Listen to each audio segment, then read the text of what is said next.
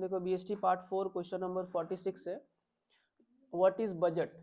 देखो बजट का मतलब क्या होता है, जैसे कि किसी फोन का बजट बनाते हैं ना, कितने में फोन को खरीदेंगे, तो दैट इज कॉल्ड बजट। तो बजट का मतलब होता है कि स्टेटमेंट। स्टेटमेंट का मतलब क्या होता है, जहाँ पे एड लेस समथिंग कुछ होता है, that is known as a statement. तो बजट क्या होता है, बजट एक स्टेटमेंट है।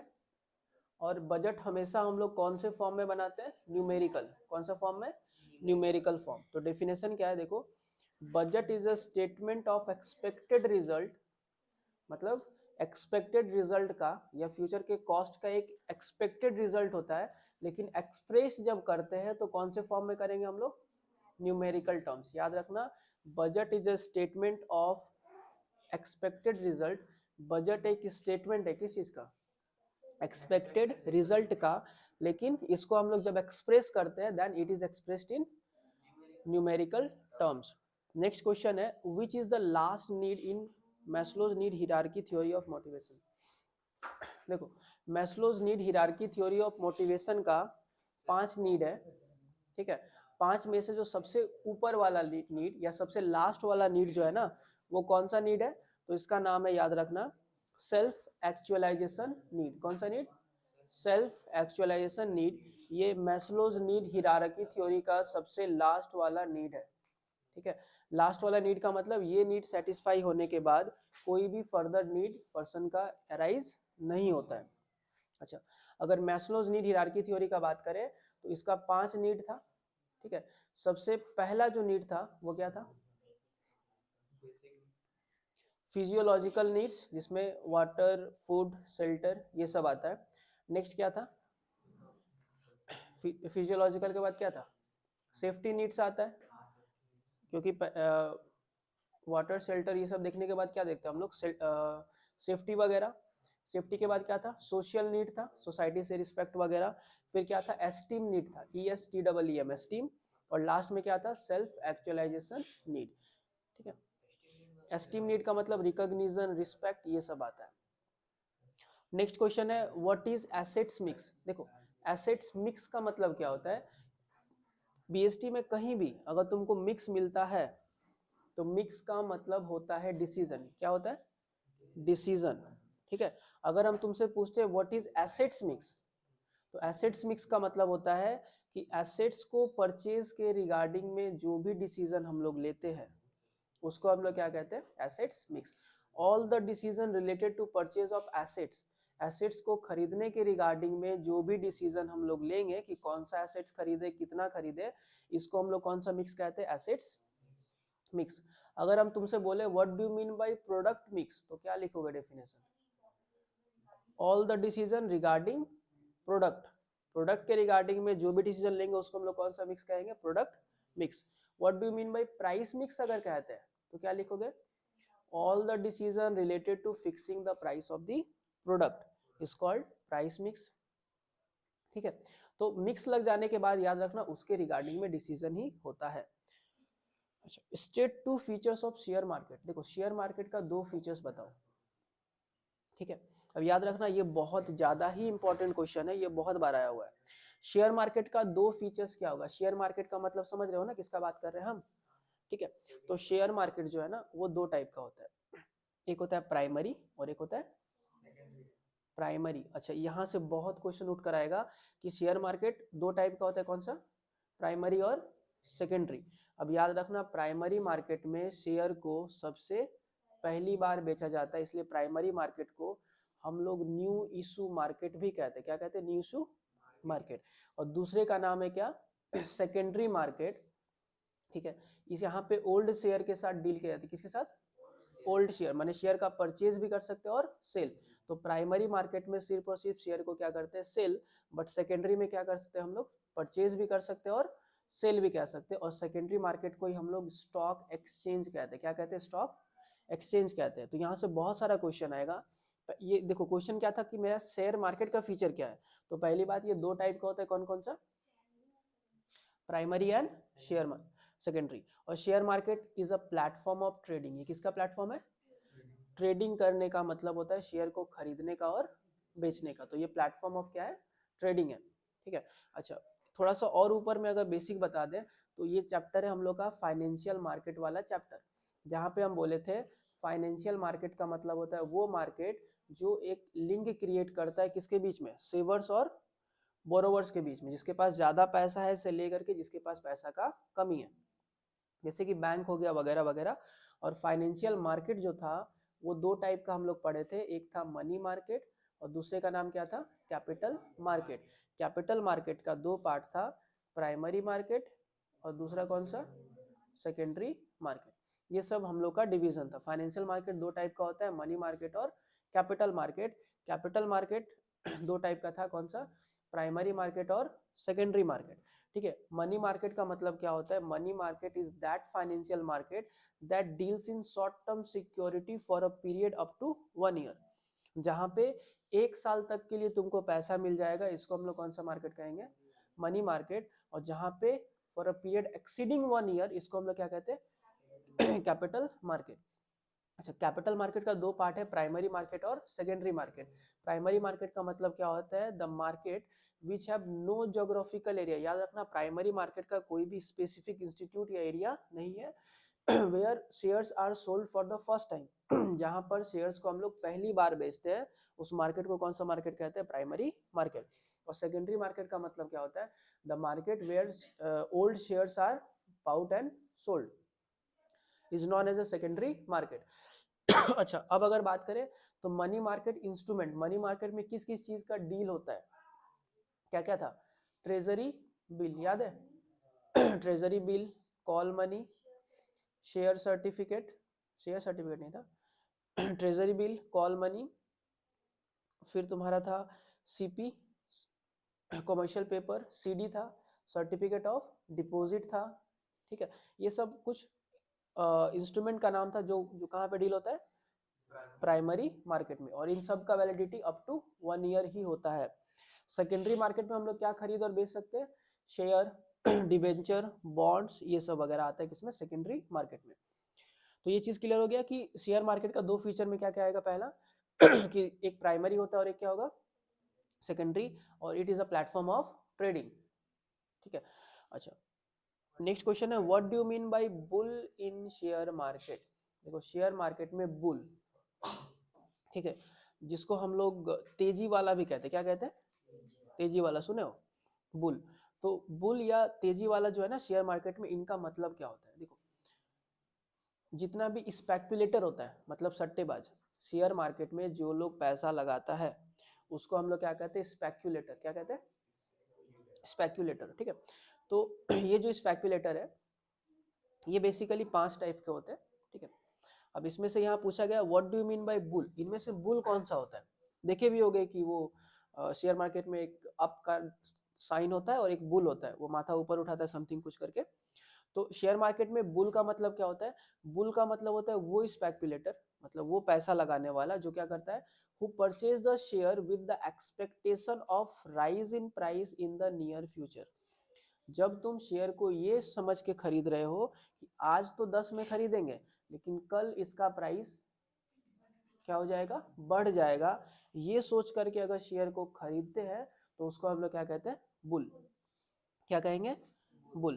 तो बुल वो स्पेक्युलेटर है, स्पेक्युलेटर का मतलब क्या होता है, जो पैसा लगाता है उसको क्या कहते हैं हम लोग, speculator. In share market bull refers to what, speculator who purchase the share, जो शेयर को खरीदेगा लेकिन एक्सपेक्टेशन क्या होगा, expectation of rise in price in the near future, जो ये सोच करके खरीदता है कि फ्यूचर में क्या हो जाएगा, शेयर का प्राइस बढ़ेगा। ठीक है, उसको हम लोग क्या कहते हैं, बुल। अच्छा, थोड़ा इससे कनेक्टेड हम बता दें, बुल के अलावा एक था बियर, क्या था, बियर, बियर, बियर का मतलब होता है वो स्पेक्युलेटर जो शेयर को ये सोच करके खरीदता हुआ बेच देता है कि फ्यूचर में उसका प्राइस क्या हो जाएगा, घट जाएगा। मतलब आज प्राइस 10 है, आज हम 10 में बेच देते हैं, कल जब प्राइस 8 हो जाएगा तो खरीद लेंगे, ऑटोमेटिक मेरा 2 का क्या हो गया, प्रॉफिट हो गया। तो bears are those speculator who sell the security with the expectation of decrease in price in future. ठीक है, और भी था, लैम डक था। ठीक, उसके बाद नेक्स्ट क्वेश्चन है, right one distinct between marketing and selling. इसके रिगार्डिंग में लॉन्ग क्वेश्चन तो बहुत ज़्यादा इंपॉर्टेंट है। मार्केटिंग और सेलिंग के बीच में अंतर क्या क्या होता है, बहुत इंपॉर्टेंट है, याद रखना। उस चैप्टर में, फाइनेंशियल मार्केट वाले चैप्टर में, मार्केटिंग और सेलिंग का डिफरेंस एंड प्राइमरी मार्केट और सेकेंडरी मार्केट का डिफरेंस आता ही है, बहुत ज़्यादा इंपॉर्टेंट है ना। तो हमको बस यहाँ पे एक डिफरेंस के बारे में बोला गया है कि मार्केटिंग और सेलिंग में एक अंतर क्या होता है। तो देखो, मार्केटिंग का जो टर्म है वो बहुत ही वाइड टर्म है, जो बताए थे। स्टार्ट कब होगा, जब सोचेंगे कौन सा प्रोडक्ट बनाना है, और एंड कब होगा, कस्टमर सेटिस्फेक्शन के बाद। इसके अंदर का एक पार्ट होता है क्या, सेलिंग। तो पहला डिफरेंस क्या हो जाएगा, marketing is a wide term, क्या होता है, और selling is a narrow term. Selling क्या है, एक नैरो टर्म है। The work of marketing starts before production, हाँ या ना। मार्केटिंग का काम कब स्टार्ट होगा, सामान बनने से, और सेलिंग का काम कब स्टार्ट होता है, सामान बनने के बाद।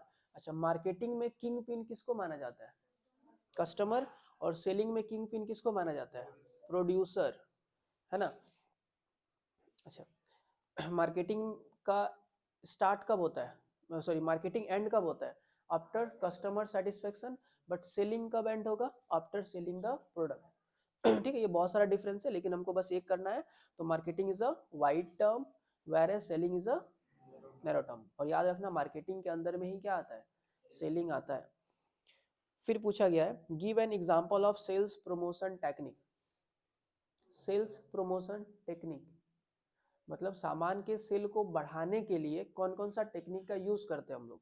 तो बहुत कुछ आ सकता है, डिस्काउंट आएगा, रिबेट आएगा, by one get one free, ठीक है, उसके अलावा रिफंड आएगा, उसके अलावा एक्सचेंज आएगा, बहुत कुछ है।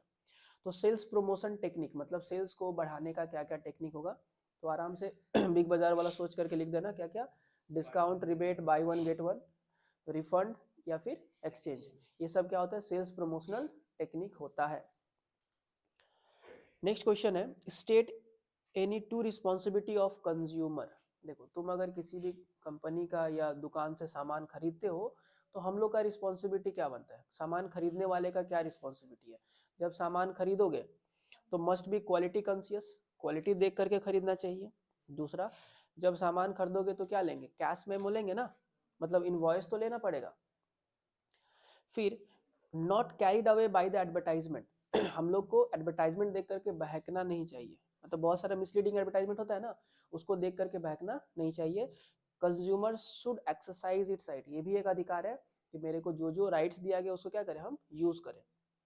तो एज अ कस्टमर हम लोग का क्या क्या राइट्स है, सॉरी राइट्स, रिस्पॉन्सिबिलिटीज क्या क्या है, क्वालिटीज कॉन्शियस, क्वालिटी वाला सामान खरीदेंगे, कैश मेमो लेंगे, एडवर्टाइजमेंट देख करके सामान को नहीं खरीदेंगे, और जो जो अधिकार हम लोग को दिया गया उसको क्या करेंगे, यूज करेंगे। अच्छा, ये नेक्स्ट रटने वाला है, how many sections are there in the consumer protection act. Consumer protection act में कितना सारा सेक्शन है, 107, कितना सेक्शन है, 107, 10 और कितना 7, कितना सेक्शन है सीपीआई में, सॉरी सीपीए में कितना सेक्शन है, 107। अच्छा, नेक्स्ट है, write two function of state consumer redressal agency. देखो, स्टेट कंज्यूमर रिड्रेसल एजेंसी मतलब समझ में आया कौन सा, तीन तीन है ना, एक स्टेट, सॉरी पहला डिस्ट्रिक्ट लेवल, स्टेट लेवल और national. District forum, state forum, sorry state commission and national commission, ठीक है। तो पूछा गया है कि स्टेट कमीशन का दो काम के बारे में बताओ, स्टेट कमीशन का दो काम क्या है। देखो, पहला, स्टेट कमीशन में कोई भी कंप्लेन कब जाएगा, to entertain the complaint where the value of the goods or service and the compensation if any claim does not exceed कितना 10 lakh and appeal against the order of the state commission to ये छोड़ देना, to receive the complaint for the goods worth more than, हाँ इसको हटा देना था, to receive the complaint for goods worth more than 20 lakh and less than कितना 1 करोड़। मतलब ये लोग क्या करेगा, कोई भी कंप्लेन को एक्सेप्ट करेगा, लेकिन कौन सा, देखो नॉर्मली समझना, पहला भी राइट है, हम बताते हैं अभी। देखो, स्टेट कमीशन में वही कंप्लेन जाएगा जहां पे जो मेरा गुड्स का वैल्यू है वो कहां से कहां तक है, 20 लाख से ज्यादा, और कहां तक, 1 करोड़ तक। दूसरा, to contact the party against whom the complaint is filed and send the goods for testing in laboratory if required। मतलब अगर हम एक्स कंपनी के अगेंस्ट में कंप्लेंट फाइल किए तो उस स्टेट कमीशन का ये काम है कि वो एक्स कंपनी से क्या करे, कांटेक्ट करे, और अगर सामान में कुछ डिफेक्ट है तो अगर डिफेक्ट ऐसा है जिसको नॉर्मली हम लोग देख नहीं सकते तो उसके लिए उसको कहाँ भेजे, लेबोरेटरी में भेजे। थर्ड है तुम्हारा to operate a state level consumer information centre, मतलब state level consumer information centre को क्या करे, ऑपरेट करे। To conduct the consumer education program through AIR, TV, print etcetera. ठीक है, मतलब क्या करे, कंज्यूमर को एजुकेट करने का भी काम है। देखो मेरे को कोई दो लिखना है, ठीक है, दो में लिख देना, to entertain the complaints whose value is more than rupees कितना 20 लाख एंड अप टू कितना 1 crore, sorry less than 1 crore. और पहला जो था, देखो हम बताए थे कि अगर एज अ कंज्यूमर मेरे को कोई भी प्रॉब्लम है तो मेरे पास 3 कोड है। पहले का नाम है डिस्ट्रिक्ट, स्टेट, फिर नेशनल। ठीक है, अगर मेरा वैल्यू 20 लाख तक का है, माने मेरा लॉस या गुड्स का जो सामान खरीदे है उसका वैल्यू 20 लाख तक का है, तो कौन से कहाँ पे जाएंगे हम लोग, डिस्ट्रिक्ट। और अगर वो 20 लाख से 1 करोड़ तक का है तो कहाँ चल जाएंगे, स्टेट। और 1 करोड़ से ज़्यादा है तो कहाँ चले जाएंगे, नेशनल चले जाएंगे। ठीक है, लेकिन एक बात बताना, अगर नेशनल में भी सेटिस्फाई नहीं हो तो उसके बाद कहाँ पे जाते हैं हम लोग, सुप्रीम कोर्ट जाएंगे, यही ना, यही तो ऑप्शन है मेरे पास। लेकिन याद रखना, देखो डिस्ट्रिक्ट फॉरम में मेरा मान ले 10 लाख का लॉस हुआ तो कहाँ पे जाएंगे, डिस्ट्रिक्ट। अब वहां से अगर सेटिस्फाई नहीं हुए तो कहाँ चले जाएंगे, स्टेट। डिस्ट्रिक्ट से नहीं होंगे तो कहाँ जाएंगे, स्टेट। स्टेट से नहीं होंगे तो कहाँ जाएंगे, नेशनल। नेशनल से नहीं होंगे तो सुप्रीम कोर्ट। ठीक है, अब देखो अगर हम स्टेट कमीशन का बात करें क्या क्या काम होता है, तो पहला काम तो 20 लाख से 1 करोड़ तक का लेगा, स्टेट का बात किए तो। लेकिन दूसरा, जो कंप्लेंट डिस्ट्रिक्ट से फॉरवर्ड हुआ है उसको भी तो सुनेगा, हाँ या ना, नहीं समझा। जो कंप्लेंट डिस्ट्रिक्ट में हुआ है और डिस्ट्रिक्ट से वो सेटिस्फाई नहीं हुआ तो कहाँ पे जाकर कंप्लेन करेगा, तो स्टेट का काम नहीं हुआ कि वो डिस्ट्रिक्ट वाले कंप्लेंट को फिर से हैंडल करे। तो पहला पॉइंट वही था, to entertain complaints where the value of the goods और service and the compensation if any claim does not exceed 20 lakh. 20 lakh तक के कंप्लेंट को लेगा, लेकिन कब, and the appeal against the order of any state commission. और डिस्ट्रिक्ट से वो कहाँ पे अपील किया है, स्टेट में, तब तो उसका सुनना पड़ेगा ना, क्योंकि पहले वो डिस्ट्रिक्ट से हो करके आ रहा है। ठीक है, बट अगर दो आएगा तो कोई भी दो सिंपल सा लिख देना। ठीक है, फिर है mention one advantage of control, ये शायद फिर से रिपीटेड है।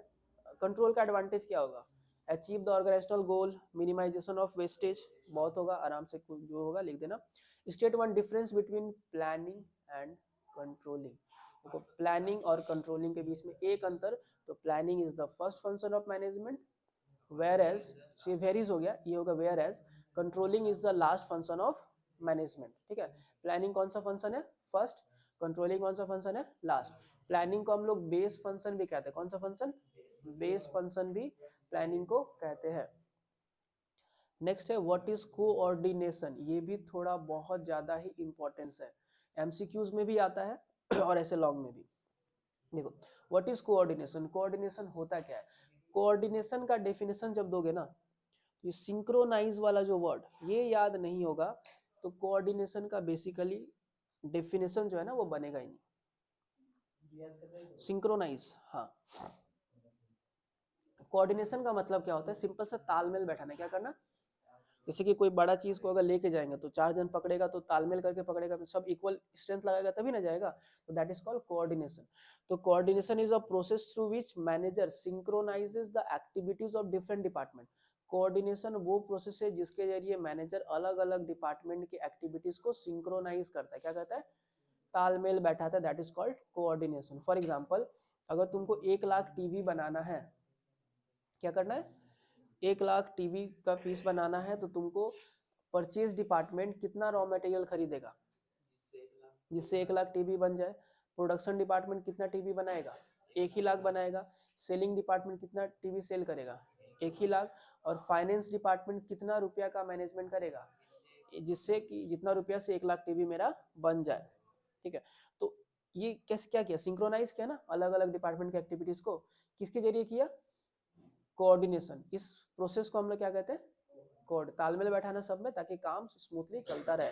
So coordination is the process, ये क्या है, प्रोसेस है थ्रू विच, जिसके जरिए मैनेजर क्या करता है, manager synchronises the activities of different department. और कोऑर्डिनेशन को याद रखना, it is called essence of management, बहुत ज्यादा इंपॉर्टेंट है। कोऑर्डिनेशन क्या होता है, मैनेजमेंट का एसेंस, फंक्शन नहीं, क्या होता है, एसेंस। बहुत बार एमसीक्यूज में भी आएगा, coordination is the essence of management. Coordination क्या, मैनेजमेंट का एसेंस है। नेक्स्ट क्वेश्चन है, mention two function of packaging. देखो पैकिंग नहीं, क्या, पैकेजिंग। पैकेजिंग का मतलब समझ में आ रहा है? जो रैपर है, जो मेरा कंटेनर है, उसके बारे में बात किया गया है। तो रैपर या कंटेनर का काम क्या होता है, पैकेट का काम क्या होगा, protect the product from the environment. Environment से क्या करना, प्रोडक्ट को बचाना। लेकिन याद रखना, ये बहुत बार एग्जाम में आता है कि पैकेजिंग को हम लोग साइलेंट सेल्समैन कहते हैं। क्या कहते हैं, ये बहुत ज्यादा इंपॉर्टेंट है। क्यों कहते हैं साइलेंट सेल्समैन? देखो packaging is called a silent salesman, क्योंकि इसके अंदर में सारा इंफॉर्मेशन तुम्हारा लिखा रहता है, किसी से पूछने का जरूरत है नहीं है। दूसरा, ये पैकेजिंग जो है ना, ये कस्टमर को अट्रैक्ट करता है कहीं ना कहीं कि वो सामान को परचेज करे। बहुत सारा सामान देखना पैकेजिंग के भरोसे ही बिक जाता है, ठीक है। ठीक है, तो पैकेजिंग क्या होता है, साइलेंट सेल्समैन का काम करता है। तो पैकेजिंग का दो फंक्शन, ये साइलेंट सेल्समैन हटा करके तुम लिख सकते हो it acts as a salesman करके, ठीक है। या सबसे पहले क्या होगा, it protect the product from the environment. ये क्या करेगा, इन्वायरमेंट से प्रोडक्ट को क्या करता है, प्रोटेक्ट करेगा, बचा करके रखेगा। ये एक्ट करता है किसके तरह, साइलेंट सेल्समैन, ठीक है। It helps in convenient transportation of goods, goods को ट्रांसपोर्ट करने के लिए भी यूज करते हैं। अच्छा, थोड़ा पैकेजिंग के बारे में अगर बता दे तो पैकेजिंग देखो तीन टाइप का होता है। कितने टाइप का, तीन, प्राइमरी, सेकेंडरी एंड टर्सरी। कितना, primary, secondary and tertiary. Primary packing का मतलब होता है the packaging which is given immediately to the product, जो प्रोडक्ट के बनते बनते इमीडिएटली देते हैं, that is known as a primary packing. For example toothpaste अगर बनाते हैं तो सबसे ऊपर वाला जो ऊपर बोले सबसे टूथपेस्ट जिसमें रहता है उसको हम लोग कौन सा कहते हैं, प्राइमरी, ठीक है। And to give secondary packing का मतलब क्या होता है, the packaging which is given to give additional security to the product, या एडिशनल प्रोटेक्शन देने के लिए जो पैकेजिंग करते हैं वो क्या होता है, सेकेंडरी। टूथपेस्ट के ऊपर वाला डब्बा ठो वो क्या होगा, सेकेंडरी। और थर्ड क्या आता है, टर्सरी, जिसको हम लोग ट्रांसपोर्टेशन भी कहते हैं। जब सामान को रखना हो या कहीं पर भेजना हो तो जो बड़ा वाला पैकेजिंग का यूज करते हैं उसको हम लोग क्या कहते हैं, ट्रांसपोर्टेशन। बड़ा बड़ा कार्टून का डब्बा में जाता है ना, that is known as a transportation या टर्सरी पैकेजिंग। और याद रखना पैकेजिंग किसका काम करता है, it acts as a silent salesman. Exam में बहुत बार क्वेश्चन आता है कि इनमें से किसको साइलेंट सेल्समैन कहते हैं, तो आंसर क्या हो जाएगा, पैकेजिंग। क्यों कहते हैं, पैकेजिंग। नेक्स्ट क्वेश्चन है व्हाट इज पर्सनल सेलिंग। देखो पर्सनल सेलिंग क्या होता है, जब पर्सनली सामान को बेचा जाता है, मतलब seller door to door customer के पास जाकर के सामान को बेचेगा, that is called personal selling. तो personal selling means selling personally, क्या करना, कैसे बेचना, पर्सनली सामान को बेचना through face to face interaction. Personal selling में क्या होता है, फेस टू फेस इंटरेक्शन होता है किसका, सेलर का और बायर का।